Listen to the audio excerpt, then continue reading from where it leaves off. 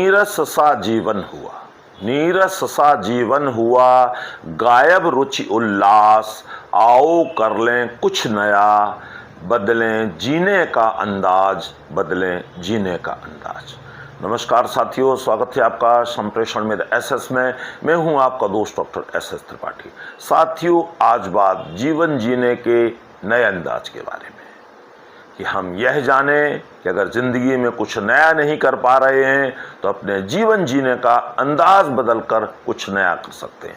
साथियों, कई बार जीवन में ऐसा फेज आता है जब सब कुछ ठीक चल रहा होता है, लेकिन जीवन से उल्लास, उमंग, नयापन गायब नजर आता है। ऐसा इसलिए होता है साथियों कि हम जीवन को एक ही ढर्रे पर जिए जा रहे होते हैं और जीवन नीरस, उबाऊ और कुछ बोरिंग सा हो जाता है। तो साथियों, इसके लिए कुछ ज़्यादा चिंता करने की ज़रूरत नहीं है। आप अपने जीवन जीने के अंदाज में कुछ आंशिक बदलाव करके अपने जीवन में उल्लास, ऊर्जा, रुचि फिर से भर सकते हैं, फिर से इन चीज़ों का संचार कर सकते हैं। ध्यान यह भी रखना है साथियों कि यह सभी बदलाव सकारात्मक हों और अच्छे हों। आइए जानते हैं साथियों, कौन से बदलाव लाए जा सकते हैं जो सही हों, सकारात्मक हों, प्रभावी हों और हमारे लिए लाभदायक ही हो। अपना स्नेह दीजिएगा। आइए साथियों, बात करते हैं। तो मैं यहाँ बात करने वाला हूँ 10 उपायों के बारे में कि ये 10 चीज़ें बदलकर आप अपने जीने के अंदाज को बदल सकते हैं।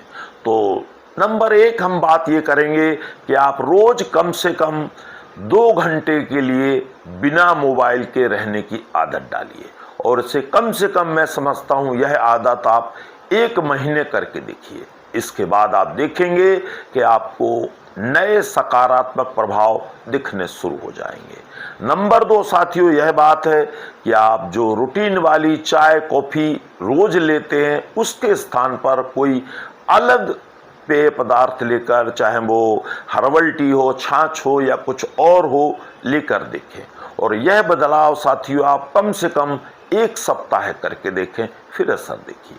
नंबर 3 जो बात है साथियों, वह यह है कि 1 सप्ताह आप नियमित रूप से कुछ न कुछ नया पढ़ें। चाहे तो आप लाइब्रेरी जाएं या पुस्तकें घर लाकर पढ़ें, जो भी आपको ठीक लगे वह उपाय आप जरूर करें।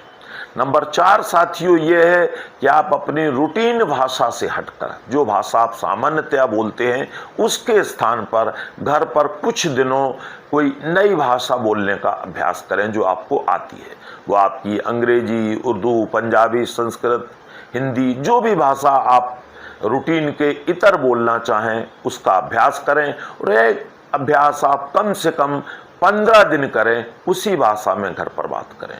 नंबर 5 साथियों यह है कि कुछ दिन आप जो शाम का भोजन लेते हैं, रूटीन समय से 1 घंटे 2 घंटे पहले लेने का प्रयास करें। तो शाम को अगर आप जल्दी भोजन करेंगे तो यह भी आपकी जीने के अंदाज बदलने में कुछ न कुछ परिवर्तन जरूर लाएगा। और नंबर 6 जो है साथियों, वह यह है कि आप अपना हेयर स्टाइल, अपना लुक, अपना पहनावा कुछ दिन बदल कर देखें। वो चीज़ें ट्राई करें जो आप सामान्यतया नहीं करते हैं। नंबर 7 जो बात है साथियों, यह है कि 1 महीने तक आप जो भी कुछ दिन में करते हैं, अपने शाम के समय उसे संक्षेप में डायरी में अवश्य नोट करें और कभी पन्ने पलट कर देखें कि आपका जो है गतिविधियां, आपके क्रियाकलाप कैसे चल रहे हैं, किस ओर जा रहे हैं। और जो नंबर 8 बात है साथियों, वो ये है कि रोज जल्दी उठकर प्रातः लगभग 1 घंटा पेड़ पौधों को दें, प्रकृति के बीच गुजारें। और अगर आप यह नहीं करते हैं या यह चीज़ आप पहले से ही कर रहे हैं तो उसके स्थान पर आप यह भी चुन सकते हैं कि कोई एक नेक काम रोज करें, कोई अच्छा काम रोज करें, इसे अपनी आदत में शुमार कर लें। और नंबर 9 जो कहना चाहूँगा पॉइंट में, वो यह है कि साथियों अगर आपको मन ज़्यादा उचाट लगे, ज़्यादा बोरिंग लगे, तो आप 1-2 दिन के लिए अपने शहर से किसी मनपसंद स्थान पर भी जाकर बिता सकते हैं, ताकि जीवन में कुछ नया आए, नया बदलाव हो। और इसके साथ साथ अगर आप ऐसा नहीं कर पा रहे हैं तो फिर आप कोई नई हॉबी चुन लें, उस पर भी अपना समय दे सकते हैं। और जो 10वां और अंतिम पॉइंट है साथियों, वह ये है कि जो आप अपने जीवन में बदलाव ला रहे हैं उसे अपने किसी घनिष्ठतम मित्र से जरूर चर्चा करें और उनसे पूछें कि आपके जो बदलाव हैं या जो बदलाव देखे जा रहे हैं आप में, उनके बारे में आपके उस घनिष्ठतम मित्र का क्या विचार है। तो इस पर भी पूरा ध्यान दें।